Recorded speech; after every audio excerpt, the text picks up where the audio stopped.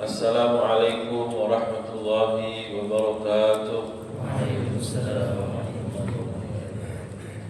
Bismillah walhamdulillah subhanallah wa la hawla wa la quwwata illa billahil aliyyil azim.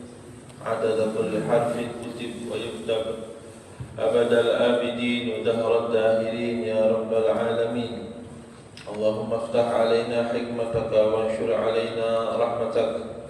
Allahumma salli ala sayyidina Muhammadin al-fatih lima ughliq wal khatim lima sabaq nasiril haqqi bil haqq wal hadi ila siratil mustaqim wa ala alihi wa sahbihi haqqa qadrihi wa miqdarihi al-azim. Alhamdulillah thumma alhamdulillah thumma alhamdulillah. Alhamdulillah ala nikmatil Islam wal iman wa kafa bihi min ni'mah. Alhamdulillah ala nikmatil hidayati wat taufiq was sayri ala tariq. Alhamdulillah atas nikmat Islam dan iman.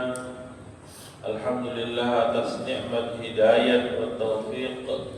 Alhamdulillah atas nikmat kita berada di jalan yang insya Allah diridhai oleh Allah Subhanahu wa ta'ala. Dan semua ini Allah Subhanahu wa ta'ala berikan kepada kita, berikan kepada antum secara cuma-cuma. Secara cuma-cuma, tanpa adanya permohonan dari kita. Emang ada yang baru lahir minta agar dilahirkan dalam keadaan Islam wal iman dan hati.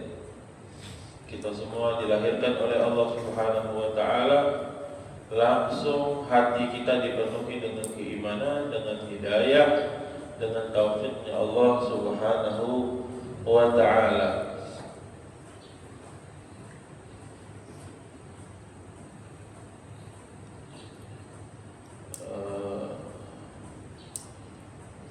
Walakin Allah, di dalam suratul Hujurat Allah Subhanahu wa ta'ala berfirman, walakin Allah habbaba ilaikumul imana wa zayyanahu fi qulubikum. Allah Subhanahu wa ta'ala bikin hati kita cinta dengan keimanan, dan Allah Subhanahu wa ta'ala hiasi hati kita dengan keimanan. Laulal iman, kalau bukan keimanan, bukan hidayah, antum tak mau mondok. Lebih enak di luar sana, cari duit, menghasilkan uang. Kalau bukan hidayah, kalau bukan iman dan Islam yang Allah Subhanahu wa ta'ala berikan, itu bapak mereka bilang lebih baik aku di rumah, sholat di rumah, tidur. Kalau bukan nikmatul hidayah wal Islam dan iman yang Allah Subhanahu wa ta'ala berikan kepada kita, ibu-ibu mungkin bilang, buat apa aku bangun jam 3 malam? Buat apa aku bangun jam 4 malam untuk sholat, beribadah kepada Allah Subhanahu wa ta'ala? Emang karena sholat Allah kasih duit? Tidak. Ada orang sholat jam 4 malam dan begitulah kehidupan masih biasa-biasa standar. Bukan dengan sholat dia mendapatkan duit yang banyak, tidak. Tapi itulah iman, itulah hidayah, itulah taufik yang Allah Subhanahu wa ta'ala hiasi hati kita. Dan jangan sekali-kali kita menganggap Allah Subhanahu wa ta'ala diuntungkan dengan keimanan dan keislaman yang kita anut. Allah Subhanahu wa ta'ala diuntungkan dengan duduknya kita di masjid. Jangan sekali-kali mengira Allah Subhanahu wa ta'ala diuntungkan dengan sholatnya kita jam 4 malam, jam 3 malam. Di dalam suratul Hujurat itu lagi Allah Subhanahu wa ta'ala mengisahkan akan orang-orang Arab saat itu. Sebagian mereka merasa dengan mereka masuk Islam, mereka telah memberikan sebuah hal yang besar, menganugerahkan kepada Allah hal yang besar. Yamununa 'alaika an aslamu qul la tamunnu 'alayya islamakum. Mereka ngomong sama Nabi Muhammad, kami ini sudah beriman. Keimanan kami ini menguntungkan Nabi Muhammad. Keimanan kami ini menguntungkan Allah Subhanahu wa ta'ala. Tidak, kata Allah. Balillahu yamunnu alaikum an hadakum lil iman. Tapi Allah Subhanahu wa taala yang memberikan hidayah, yang memberikan pemberian, yang menganugerahkan dengan anugerah yang besar sehingga kita menganut agama Islam, sehingga kita beriman kepada Allah, sehingga kita berada di jalan yang baik ini. Berada di jalan yang baik ini, berada di jalan yang sahih, yang mungkin kedepannya kita akan kaji ini. Kita akan mengkaji kitab Mafahim Yajibu Antusafah, pemahaman-pemahaman yang wajib dibenarkan. Kita alhamdulillah berada di jalan yang benar tanpa sebenarnya kita pahami dari awal apakah jalan yang kita berada di dalamnya ini benar atau tidak. Tapi kita sudah anggap itu benar. Dan kita dididik untuk baca tahlil dari kecil udah, dan kita anggap itu benar. Kita duduk baca Yasin biasa, zikir rame-rame, dan kita anggap itu benar. Apalagi yang sering kita gawekan, kita pakai siwak biasa baik, dan kita anggap itu benar. Kita bertabarruk, dan kita anggap itu benar. Kita bertawassul, dan kita anggap itu benar. Kita mengagungkan Rasulullah SAW setinggi-tingginya, dan kita anggap itu benar. Kita berziarah, dan kita anggap itu benar tanpa sebenarnya kita tahu apa landasannya. Tapi kita anggap itu benar, dan alhamdulillah memang itu benar. Antum jangan kira mereka yang bilang seadanya, mereka yang bilang ini haram, ini tidak boleh, ini gitu dan lain sebagainya. Jangan antum kira mereka itu orang bodoh. Mereka itu orang-orang pintar.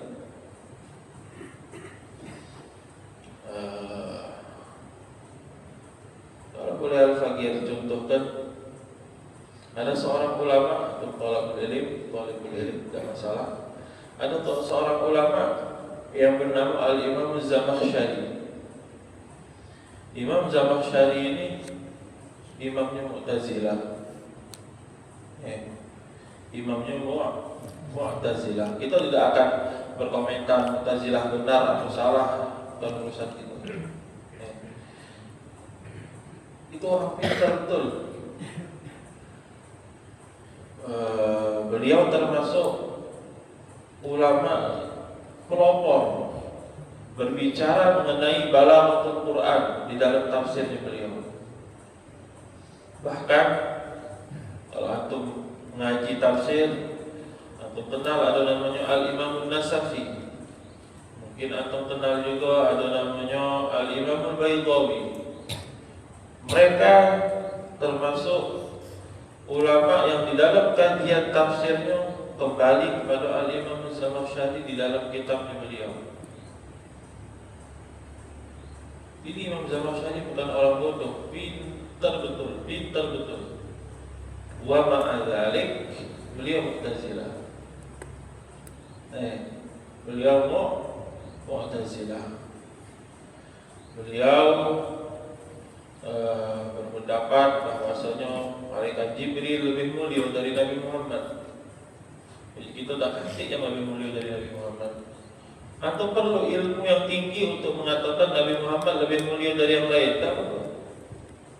Atau perlu mengkaji dulu Nabi Muhammad lebih mulia dari yang lain? Sama sekali tak perlu. Dari kita lolo, dari sampai sekarang masih lolo juga, kita tetap bilang Nabi Muhammad lebih mulia dari yang lain. Benar? Tapi beliau alim kabir. Tak tahu kok bisa beliau berpendapat bahwasanya malaikat Jibril itu lebih mulia dari Rasulullah sallallahu alaihi wasallam. Makanya Al-Faqih bilang tadi, alhamdulillah atas jalan yang benar yang kita jalani ini, yang kita peroleh cuma-cuma, bahkan tanpa ilmu.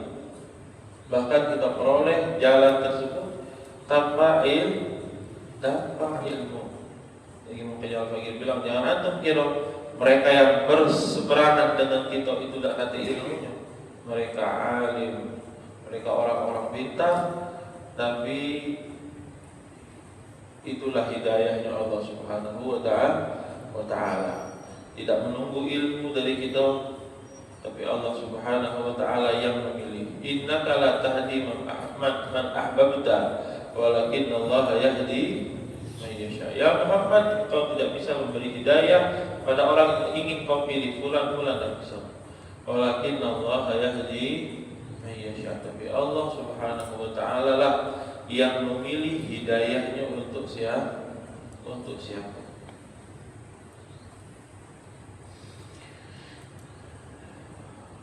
Lalu juga hidayah yang kita peroleh ini, kalau Al-Fakir boleh contohkan, antum juga kenal, mungkin pernah dengar ada yang namanya Al-Imam Fakhruddin Ar-Razi. Adalik beliau sahibut tafsir. Kalau tidak salah nama kitab tafsir beliau Mafatihul Ghaib. Beliau adalah ulama di dalam bidang tauhid atau di dalam bidang akidah. Itu kitab tafsirnya beliau semini. Oh, itu hebatnya.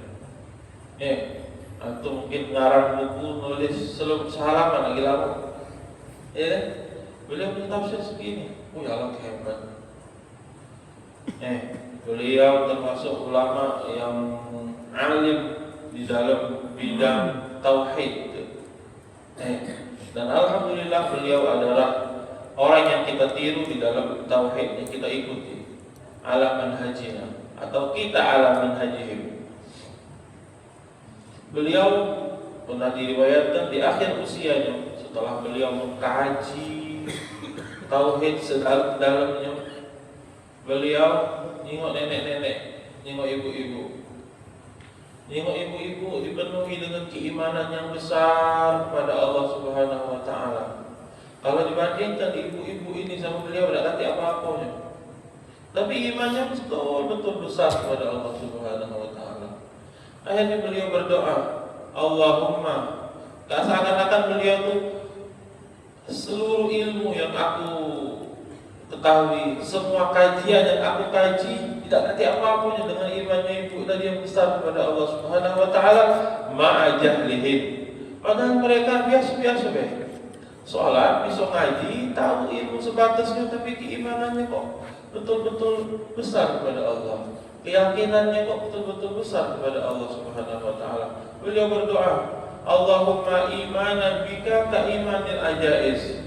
Seakan-akan hilanglah seluruh ilmu yang dia pelajari. Ya Allah, kalau macam boleh iman kayak imannya ibu-ibu tadi, tidak pinter-pinter gini, tapi tawakalnya betul-betul besar kepada Allah Subhanahu wa ta'ala, keyakinannya kepada Allah Subhanahu wa ta'ala begitu besar. Itulah hidayah, itulah keimanan yang Allah Subhanahu wa ta'ala hadiahkan dengan cuma-cuma, bukan karena nasab, bukan karena berilmu kita, tambah lagi bukan karena harta kita, tapi ini adalah hadiah cuma-cuma.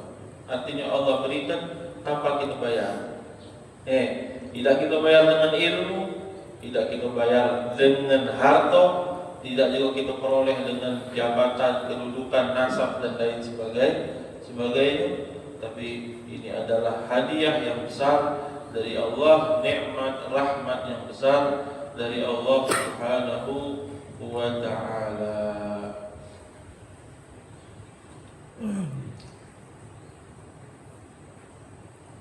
Ini kitab Fakir bingung mau kita baca atau jangan. Alhamdulillah, kalau mau dibaca panjang, mau dibaca panjang betul. Insyaallah supaya tradisi belajar itu tidak hilang, mungkin nanti kita tanya lagi sama Ustaz Zaki dan sebagainya, bagaimana bagusnya. Tapi kalau supaya tradisi ilmu itu tidak hilang, mungkin kitab ini lebih bagus kita baca dan antum dengar. Boleh dibuka mungkin Fatimah ada kalimat tamhid di situ. Ngomong-ngomong, ini kitab Mafahim Yajibu an Tushahhah dikarang oleh Sayyid Muhammad bin Alamin Al-Maliki, seorang ulama. Kalau antum pengen jabatan gelar beliau di dalam keilmuan, beliau dibilang profesor. Wa illa orang alim tidak memerlukan gelar-gelar ini. Beliau alim kabir, alhamdulillah al-faqir, diberikan karunia oleh Allah Subhanahu wa taala untuk belajar kepada anaknya beliau, Sayyid Ahmad Al-Maliki, Ahmad bin Muhammad. Ini cetakan yang terbaru dari kitab ini, dari kitab Mafahim yang dibuat Sahih. Cetak semua kitab Abuya Muhammad mungkin 70 kitab lebih, ya antara kitab sama risalah yang agak kecil, semuanya kira-kira ada 70 kitab, dan masih banyak lagi kitab beliau yang belum dicetak, atau kalau dalam bahasa keilmuannya disebut dengan makhtutat, masih menjadi makhtutat. Al-Faqih dengar dari Sayyid Ahmad, Abuya Sayyid Ahmad, beliau pernah bertanya, kalau tak salah sama Abuya Muhammad, apa di antara kitab antum yang banyak ini, apa kitab yang paling antum banggakan? Atau kan begitu, orang kalau punya anak pasti ada salah satu anaknya paling beliau banggakan, beliau pasti. Nah begitu pun seorang ketika mengarang kitab, ada salah satu di antara kitab yang paling beliau banggakan betul. Ini kata beliau, kitab yang paling aku banggakan, kitab terbaik aku kata beliau ini, Mafahim yajibu an tusahhah. Kebetulan Sayyid Muhammad Al-Maliki hidup di tempat yang tidak suka barokah. Beliau lawan itu. Beliau hidup di tempat yang orang-orangnya tidak suka tawassul. Beliau lawan itu dengan ilmu.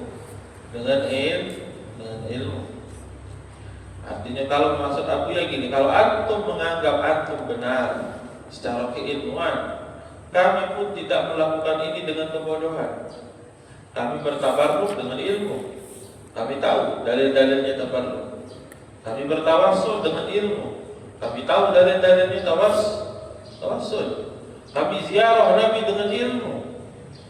Kami berziarah kepada guru-guru kami dengan ilmu, karena kami mengetahui dalil-dalilnya ziarah. Kami berkumpul, berzikir, membaca tahlil dengan ilmu. Jangan antum sembarangan. Tidak masalah orang tidak mau ikut kita, tidak masalah. Tidak semua orang harus bertabarruk, tidak semua orang harus bertawassul, tidak semua orang harus mau ikut tahlil, tidak masalah. Tapi jangan bilang mereka yang berseberangan dengan antum, mereka yang berbeda pendapat dengan antum itu kafir. Nah itu yang tak boleh.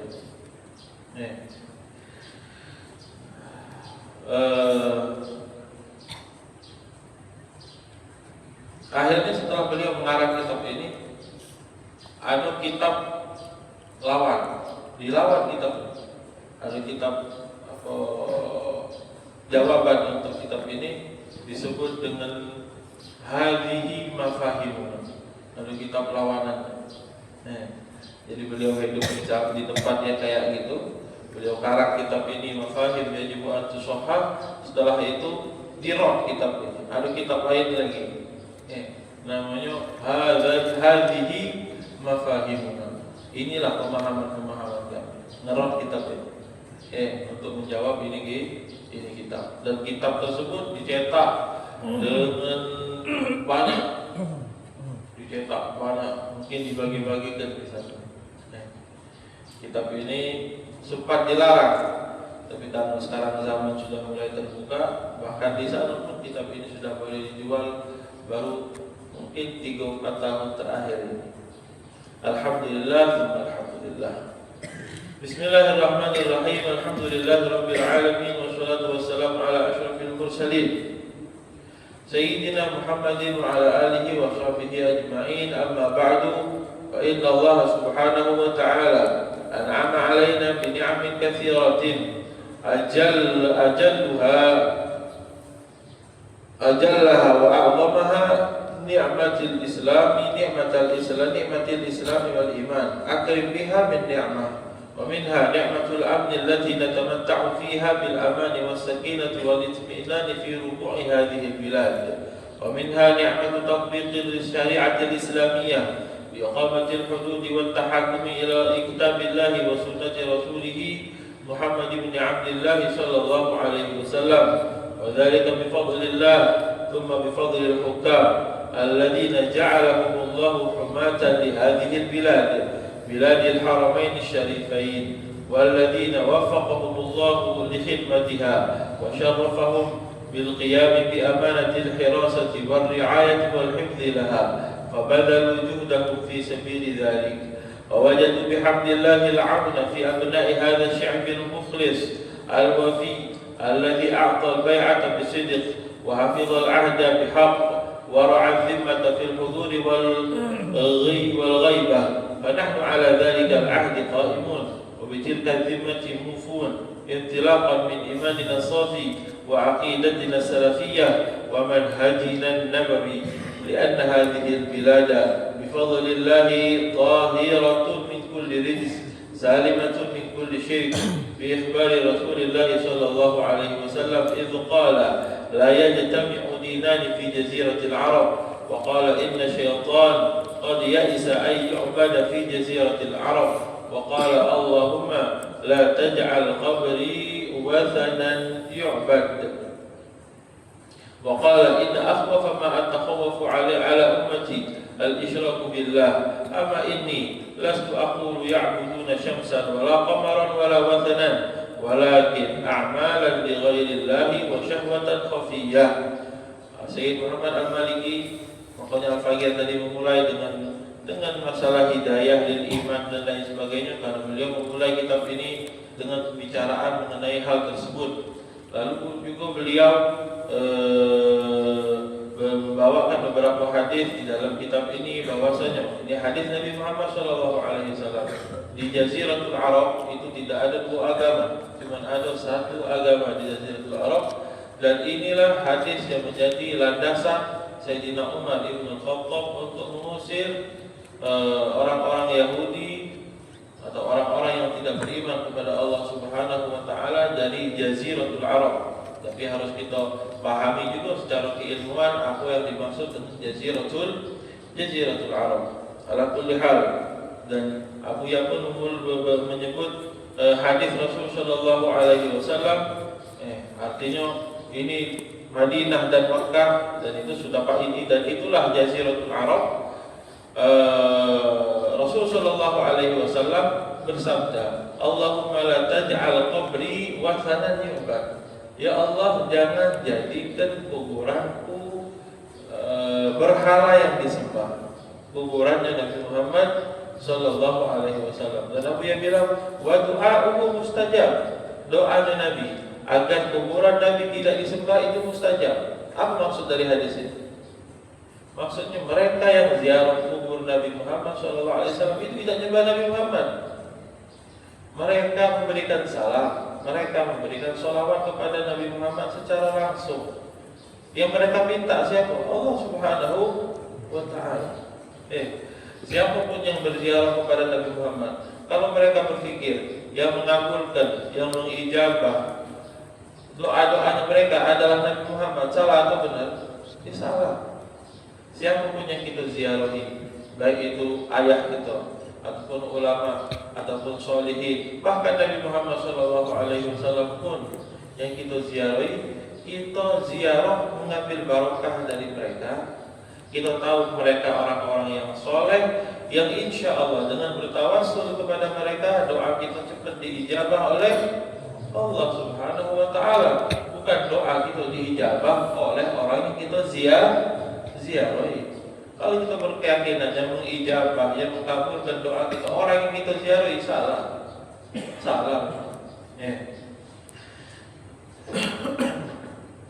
Jadi maksud saya Muhammad, mereka yang datang ke kuburan Nabi Muhammad, mereka tidak menyembah Nabi Muhammad. Karena Nabi yang berdoa, ya Allah, jangan jadikan kuburanku sesembahan.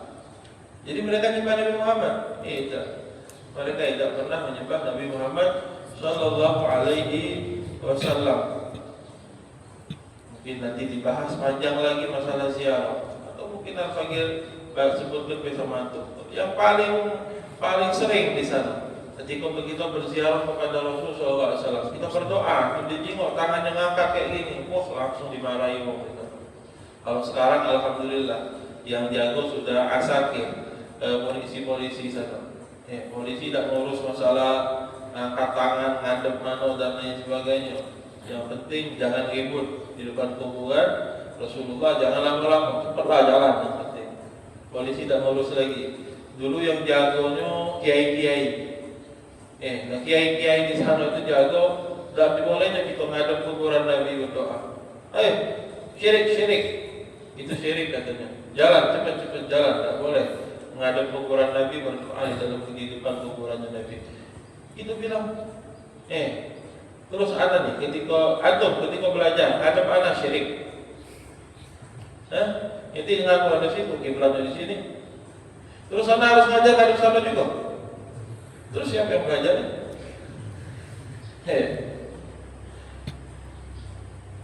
Iya kan?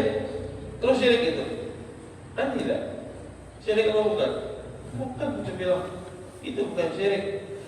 Orang ketika ziarah menghadap orang yang diziarahi. Iya tak? Orang berdoa, apakah setiap orang berdoa harus menghadap kiblat? Tidak, katanya. Kiblat itu wajib kita hadap ketika kita selesai. Baca Al-Quran tidak menghadap kiblat boleh. Bagus, baca Al-Quran hadap kiblat. Doa tidak menghadap kiblat boleh seboleh-boleh. Tapi bagus, menghadap kiblat. Nah terus ketika kita berdoa di depan kuburannya Rasulullah SAW, tego. Kalau bahasa kasarnya boleh menyebut. Bahasa halusnya ngebelakangi Nabi Muhammad, tego. Kalau bahasa kasarnya boleh tak disebut, boleh kali ya. Bahasa kasarnya ngebugiti Nabi Muhammad. Kalau jawab lempang, boleh tego. Kita di depan orang tua kita beda, boleh kita belakangi. Kok setego itu ngebelakangi kuburannya Rasul Sallallahu Alaihi Wasallam? Inti ngadep ke kuburan Nabi pasti inti minta sama Nabi Muhammad, tidak. Kita mintanya kepada Allah Subhanahu Wa Taala, bukan kita menghadap Nabi Muhammad Sallallahu Alaihi Wasallam. Jadi Rahimkum di antara antum yang Allah Subhanahu Wa Taala kasih nikmat untuk berziarah kepada Rasul Sallallahu Alaihi Wasallam, berdoalah dan hadap kuburan Nabi. Bukan karena kuburan Nabi itu kiblatnya kita ketika berdoa, tidak. Kiblatnya doa mana? Kiblatnya doa as-sama. Ngadepnya pakai apa? Bukan pakai jidat. Ini pakai apa? Pakai tangan. Kata ulama, kiblatnya doa itu langit. Ngadepnya pakai apa? Ngadepnya kita pakai tangan. Makanya kita minta sama Allah Subhanahu Wa Taala seperti ini. Karena kiblatnya doa itu adalah langit. Oh berarti Allah di langit. Nah, siapa yang ngomong? Siapa yang bilang Allah di langit? Kita bilang. Terus antum bilang, antum sholat nih, kiblatnya kemana? Ke Ka'bah. Terus Allah di Ka'bah. Kan tidak. Kok suka nyimpulkan hal-hal yang salah kayak gitu? Karena ada mereka yang bilang Allah Subhanahu Wa Taala di langit. Allah Subhanahu Wa Taala tidak di langit. Kita bilang sama orang yang bilang Allah Subhanahu Wa Taala di langit. Kalau antum hari ini bilang Allah di langit karena kita berdoa kayak gini, besok antum bilang Allah di Ka'bah. Karena kita sholat di mana ada Ka'bah, kan tidak ada salah kan? Lalu Sayyid Muhammad Al-Maliki membawa sebuah hadis. Kata beliau, Abuya pengen menjadikan bukti bahwasanya di Makkah, di Madinah tidak ada yang disembah selain Allah Subhanahu Wa Taala. Jangan takut. Wala Rasulullah, jangan takut. Mereka yang ziarah sama Nabi itu bukan nyembah Nabi Muhammad Sallallahu Alaihi Wasallam. Kata Rasul Sallallahu Alaihi Wasallam, sesuatu yang paling aku takutkan dari antum, kata Nabi Muhammad, adalah syirik kepada Allah Subhanahu Wa Taala. Mungkin sahabat mengira nanti setelah Nabi Muhammad di Madinah, di Makkah itu itu ada lagi orang-orang yang menyembah berhala. Tidak, kata Nabi Muhammad. Aku bukan takut antum menyembah berhala. Dan kata insya Allah di Makkah, di Madinah tidak ada lagi orang yang menyembah berhala. Bahkan tidak ada lagi orang yang menyembah apapun itu yang disembah cuma Allah Subhanahu wa taala. Dan dimaksud oleh Rasul sallallahu alaihi wasallam asyirik yang ditakuti oleh Nabi Muhammad sallallahu alaihi wasallam walakin a'malan li ghairillahi wa syahwatan khafiyah. Ini syirik yang ditakuti oleh Nabi Muhammad. Amalan li ghairillah, amal untuk selain Allah Subhanahu wa taala. Maksudnya tidak ikhlas di dalam beramal dan syahwat yang tersembunyi. Emang ada mau nyembah selain Allah Subhanahu wa taala? Di dalam Al-Qur'an Allah Subhanahu wa taala berfirman, kalau salah benarkan atau hafal Quran. Ara'aita man ittakhadha ilahahu hawa. Surah apa ini? Ara'aita man ittakhadha ilahahu hawahu wa adallahu Allahu ala ilm. Surat Al-Furqan. Suratul Furqan. Ara'aita man ittakhadha ilahahu hawahu. Kita muslimin ini masih menyembah hawa nafsu. Tak kata Ustaz menyembah hawa nafsu. Ada. Di mana pun tak kata menyembah hawa nafsu. Yang disembah berhala ada. Tak kata menyembah hawa nafsu. Apa yang dimaksud oleh Allah Subhanahu wa taala dengan menyembah hawa nafsu di dalam hadis ini? Di dalam ayat ini.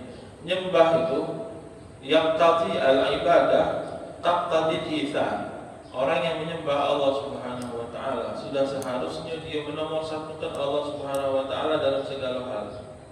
Benar? Kita kalau menyembah Allah Subhanahu wa taala, Allah Subhanahu wa taala harus kita nomorsatukan dalam segala hal. Nah, mereka yang menyembah hawa nafsu, bukan dia sujud kepada hawa nafsu, tapi mereka yang menjadikan hawa nafsu nomor satu. Menomorsatukan hawa nafsu. Nah, kita ini muslimin, mukminin alhamdulillah, tapi masih kita sadari itu. Walaupun kita nyembah Allah Subhanahu wa taala, kita beriman kepada Allah dan Rasulnya, masih kita sering menjadikan hawa nafsu nomor satu. Nah, ini maksud di ayat tadi. Ara'aita man ittakhadha ilahahu hawahu. Termasuk orang yang menyembah hawa nafsu, wong yang menjadikan hawa nafsu nomor satu, bukan Allah Subhanahu wa taala yang nomor satu. Itu darasnya sampai Isra. Sudah betul. Selesai. Kasih tahu kalau selesai. Saya beritahu sudah. 6.15. Khususan waqad akhbara anna hadhihi al-bilada ma'qilul iman wa marji'u ahlihi wa baladu hamalatihi idh qala innal imana la ya'risu ila al-madinati kama ta'risu al-hayyatu ila juhriha wa fi riwayatin inna ad-dina la ya'risu ila al-hijazi kama ta'risu al-hayyatu ila juhriha wa la yaqilanna ad-dinu min al-hijazi ma'qila al-qurbiyyati min ra'si al-jabal. Wa fi hadits Ibn Umar radhiyallahu ta'ala anhuma inda Muslim innal Islam bada'a ghariban wa sayaudu ghariban kama bada' wa huwa ya'rizu bainal masjidaini kama ta'rizul hayyatu fi juhriha. Termasuk daripada fadilahnya al-Madinah, begitu juga Makkah. Tapi hadis ini banyak riwayatnya yang menyebutkan Madinah. Al-iman ya'rizu ila al-Madinah. Keimanan itu akan kembali kepada Madinah. Maksudnya apa? Maksudnya nanti di akhir zaman orang-orang akan berbondong-bondong kembali kepada Madinah Rasulullah Sallallahu Alaihi Wasallam. Dan sekarang sudah terbukti, walaupun masih balik lagi ke kampungnya, banyak orang yang berbondong-bondong ingin mendatangi kota Madinah. Bahkan kota Madinah itu lebih ngangenin daripada kota Makkah. Antum yang pernah berziarah, antum yang pernah umroh, pasti antum lebih kangen kepada kota Madinah. Madinah. Lebih betah itu di kota Madinah karena itu. Nah, di situ ada Ka'batul Qulub. Ada Ka'bahnya hati. Siapa? Rasulullah sallallahu alaihi wasallam.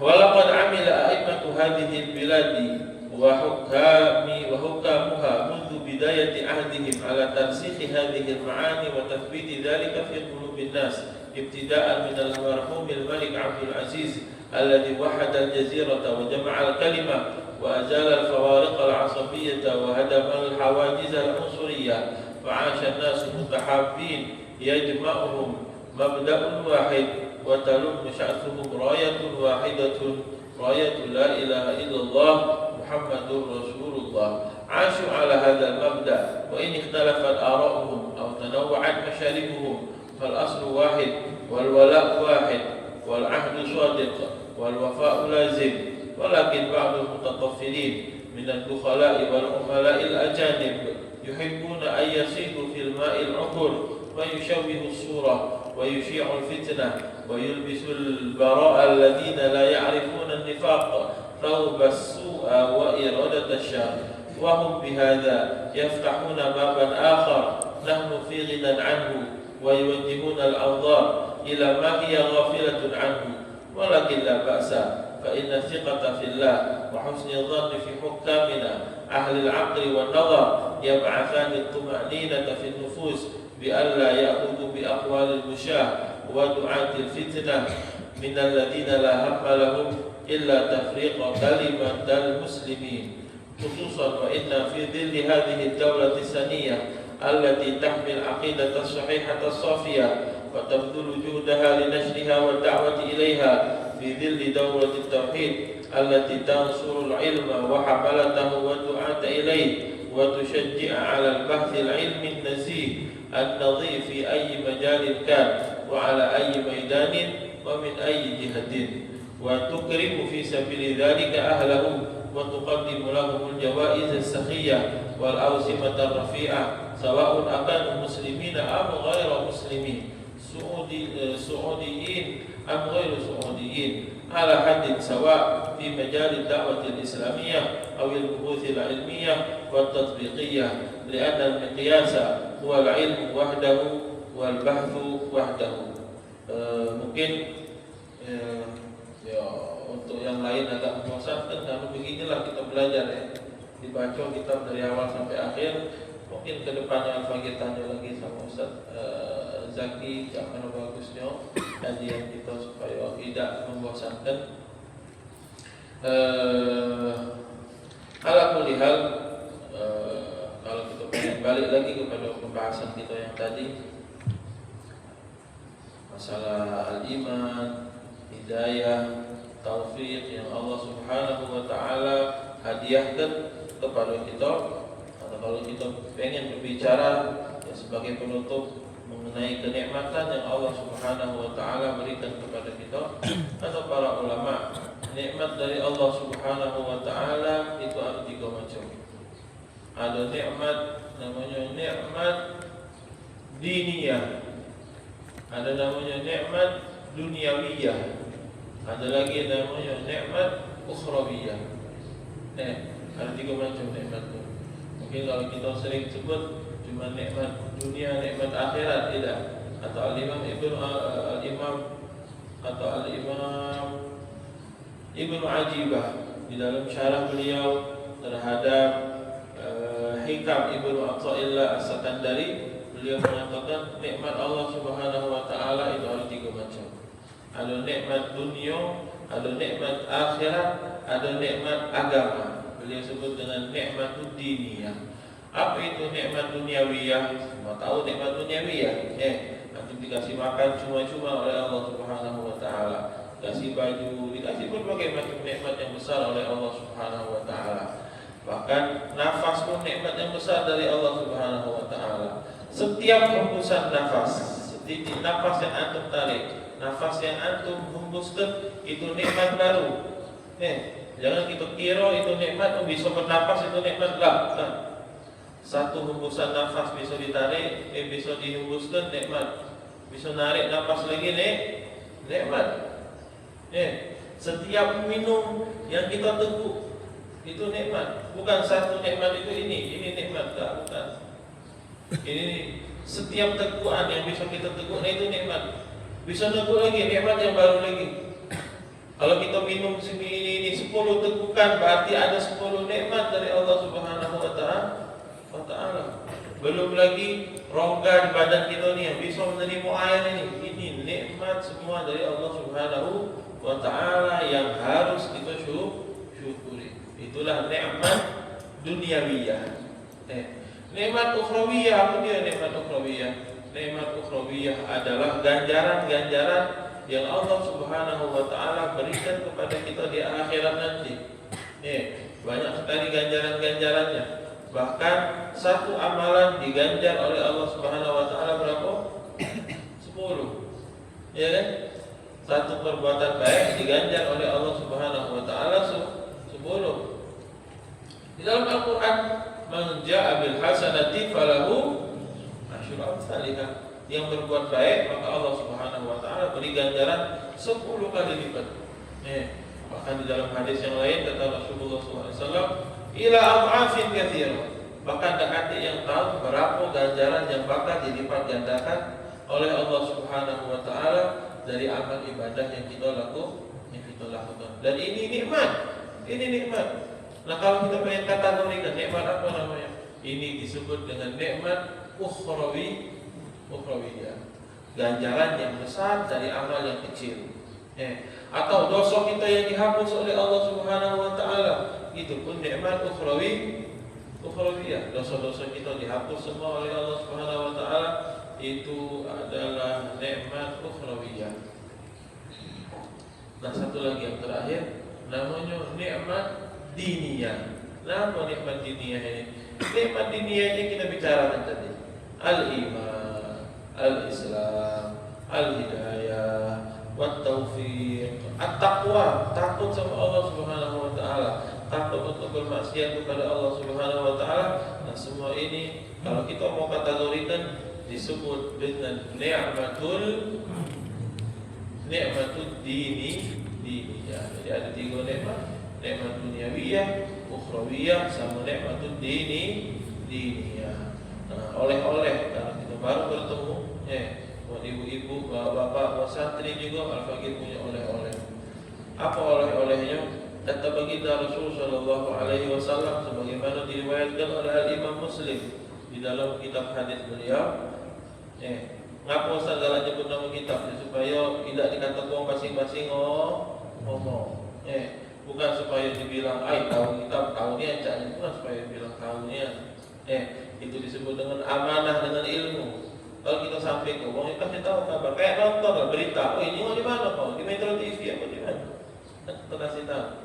Nah, begitu juga di dalam menyampaikan hadis Nabi Muhammad, kita kabar ke dari mana kita baca. Di dalam hadis Muslim, Rasulullah Shallallahu Alaihi Wasallam bersabda, insya Allah ini oleh-oleh bisa disampaikan oleh ibu-ibu kepada suaminya kalau tidak hadir, oleh bapak-bapak kepada istrinya yang ada di rumah.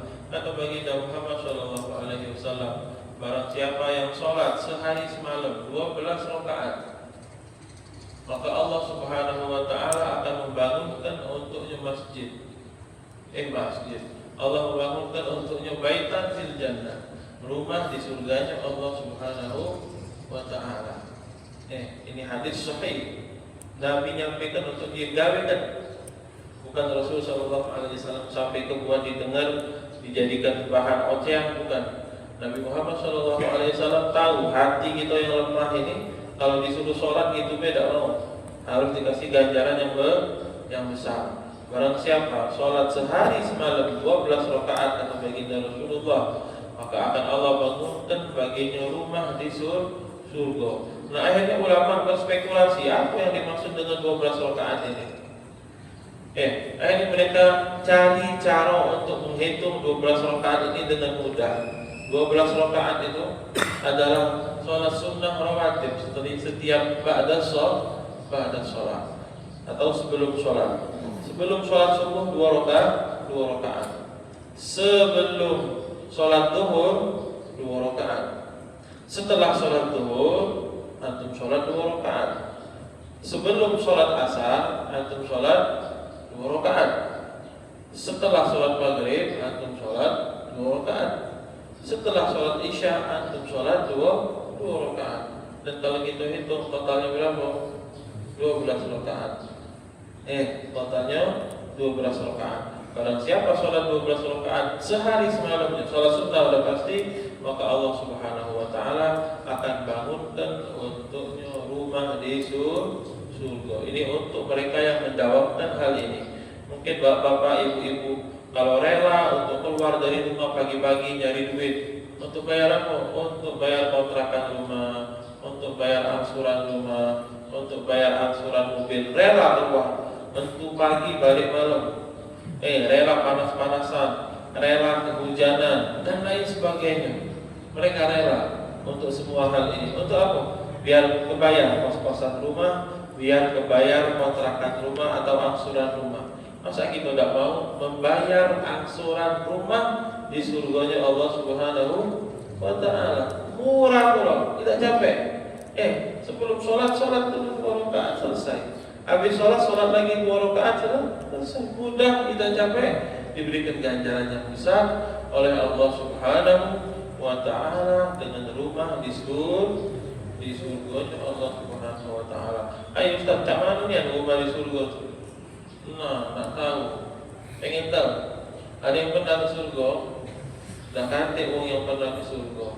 Rasulullah sallallahu alaihi wasallam tapi pernah menggambarkan keindahan rumah di surga. Awak rumah siapa yang antum pernah lihat indah? Dah kantik apa-apanya dengan rumah yang di surga. Kata baginda Rasulullah sallallahu alaihi wasallam, kalau tak salah diriwayatkan oleh Imam Ahmad bin Hanbal di dalam musnadnya, beliau ngomong rumah di surga itu batu batanya. Batu batanya dari apa? Dari emas dan perak. Tak usah dicat lagi. Batu batanya dari emas dan perak. Kemudian semennya apa? Dan batu bata kan pakai semen. Semennya kata Rasulullah sallallahu alaihi wasallam al-miskul azfar. Minyak wangi misik. Minyak wangi mahal itu. Jadi apa? Jadi semennya. Alangkah hebatnya rumah itu. Kalau rumah kadang-kadang ada batu kerikilnya di depan rumah, mungkin untuk hiasan atau buat ngecol, pakai batu kerikil. Nah, batu kerikil di surga apa dia? Al-jawahir wal yakut, permata dan batu yakut. Ya Allah, ini apa dia? Ini rumah mahal, rumah istimewa dari Allah Subhanahu wa taala untuk mereka yang menjalankan sholat 12 rakaat. Pasirnya apa dia? Pasirnya pengen tahu. Pasirnya pengen tahu. Apa pasirnya? Pasirnya kata baginda Rasulullah za'faran. Allah, itu za'faran mahal. Mungkin ini sedikit, berapa gram bisa berapa harganya? 200.000, 600.000. Ini pasirnya za'faran, dibuat kayak pasir oleh Allah Subhanahu wa taala. Ini untuk siapa? Untuk mereka yang sholat 12 rakaat didawamkan sehari semalam. Kalau tidak, Ustaz, sudah ada togel sholat sunnah rawatibnya, ganti dengan sholat yang lain. Itu ada sholat witir 11 rakaat. Kita punya sholat duha bisa dilaksanakan sampai 8 rakaat. Intinya kita selalu mendekatkan diri kita kepada Allah Subhanahu wa taala dengan amal-amal yang diridhoi oleh Allah, bahkan dengan amal yang paling dicintai oleh Allah, yaitu sholat. Insyaallah. Assalamualaikum warahmatullahi wabarakatuh. Bismillahirrahmanirrahim. Ya Rabbana a'tarafna bi annana qatarafna wa annana asrafna ala ladha ashrafna fatub alaina tawbah تغسل لكل حوما واستر لنا العورات وآمن الروعات واغفر لوالدينا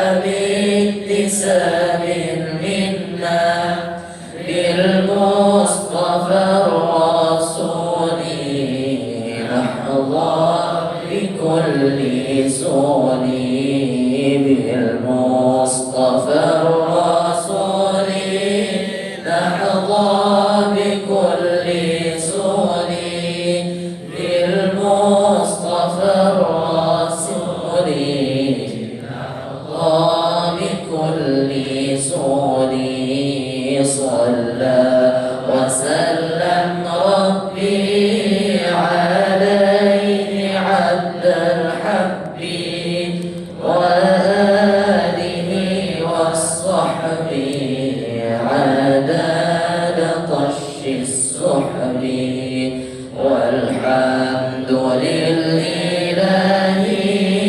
في البدء والتناهي والحمد لله في البدء والتناهي